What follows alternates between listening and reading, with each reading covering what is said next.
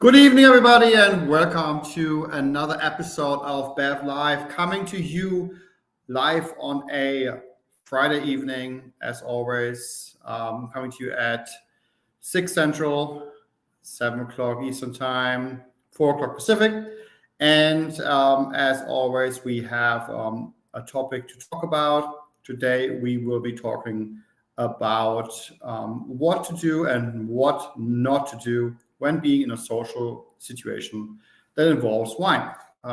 There's certain, etiquette that you should go by when hosting or attending a party that's somewhat focusing on wine. Maybe somebody's hosting a dinner to share some specific wines, or just a regular dinner party. But there's some things that you should and shouldn't do when it comes to wine. So one that I'm sure you've seen is how to fill your glass or someone else's glass. It's not a beer glass. You do not have to fill it all the way to the top. If you are extra thirsty, maybe get a second glass, but don't fill it all the way to the top. What that does too is, if you want to try to swirl, which kind of opens up the wines, kind of hard to swirl when you go like this and go like extra crazy, even if it's like half full and your wine goes everywhere. So don't swirl too crazily. You especially cannot swirl when your glass is too full. So do it about like half full is usually plenty, and then just go back for more. And when you drink it, take your time. Sticking with the beer example, it's not a beer. You don't need to drink half the glass with one gulp. So it's not a beer. Take your time. It's wine.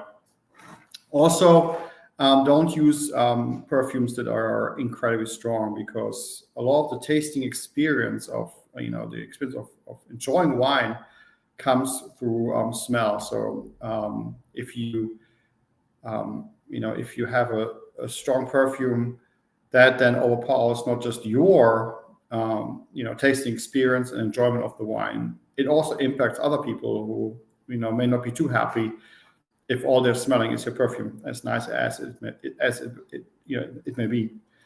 When you go to a party, and you want to bring some wine, as with any gift, think about the recipient and not yourself. You may know a lot about wine, which will help you. Maybe try to find something that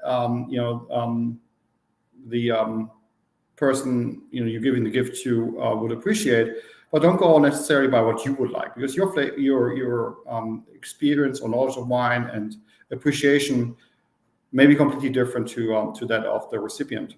Maybe sometimes if you know a lot and the recipient doesn't know a huge amount, maybe an going wine. And you can be a little bit geeky about it. You can bring like a Beaujolais or a Beaujolais Village or something like that, and that's still it's still wine. It's very, very enjoyable and usually easy to drink, and could be a good present. So you kind of like have the best of both worlds. You show off your amazing wine knowledge, and you bring a wine that people will enjoy. Talk about wine knowledge. Don't talk too much.